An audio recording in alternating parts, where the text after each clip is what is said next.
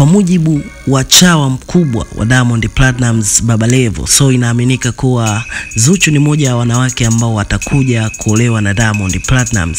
Licha ya drama kuwa nyingi sana kwenye mitandao ya kijamii, lakini inaaminika kuwa itakuja kufikia siku Zuchu ataolewa na Diamond Platnumz. So moja ya tukio ambalo limekuwa kubwa sana kwa mwaka huu 2025 ni yule mwanamke ambaye aliibuka kwenye mitandao ya kijamii akidai kuwa Diamond Platnumz alikuwa naye kwenye mahusiano kwa muda mrefu, tena kwa siri.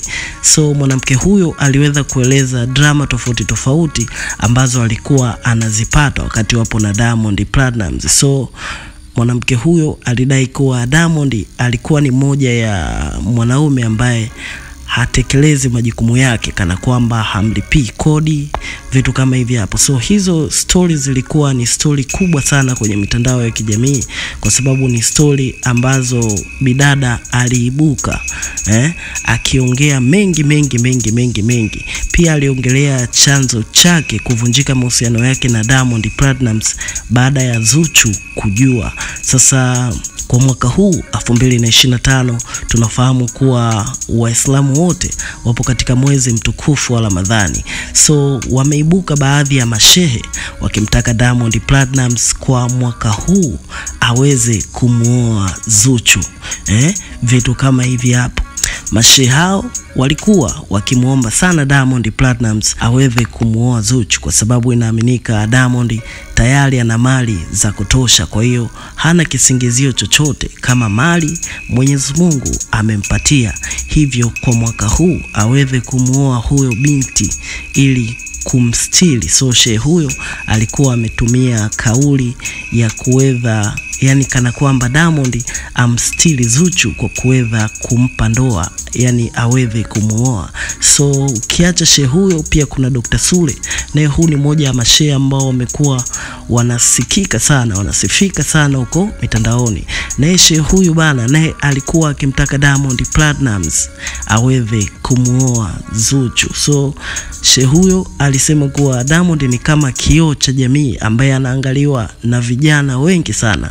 Hivyo shehe huyo alikuwa ameongea Diamond akiweza kumuoa Zuchu itakuwa ni kama anaimiza baadhi ya vijana na wao waweze kuoa. So shehe huyo aliendelea kuongea kuwa Diamond asiwe tu muhimiza mahasi, yani mtenda mahasi, kana kwamba Diamond anapokosea kufanya kitu kizuri, kwa sababu yeye ni star na anaangaliwa na wengi. So kuna uwezekano akachochea zaidi mahasi, kwa sababu ni moja ya wasanii ambao wanaangaliwa na wengi. Pia shehe huyo aliendelea kwa kusema Diamond hakuna alichokosa kwa Mwenyezi Mungu, kama pesa amempatia, shida nini? Kwa hiyo kwa mwaka huu 2025 au kwa Ramadhani hii afanye anavyoweza ili aweze kumuoa Zuchu kabla ya umauti haujamfika. So Dr. Sule alikuwa akiongea hivyo. So Diamond Platnumz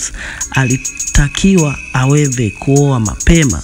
So hivyo, hizo ni moja ya tips ambazo nimekuja kukupatia. Sijui mdau utakuwa na kipi cha kusema kuhusiana na hii issue au huu mgogoro wa Diamond kumuoa Zuchu, kwa sababu yamekuwa yanazuka mengi sana. So utakumbuka Diamond ni moja ya watu ambao wamekuwa wakimpiga sana matukio mwanadada Zuchu, lakini yote tisa inaaminika Zuchu amekuwa mvumilivu sana kwa Diamond Platnumz.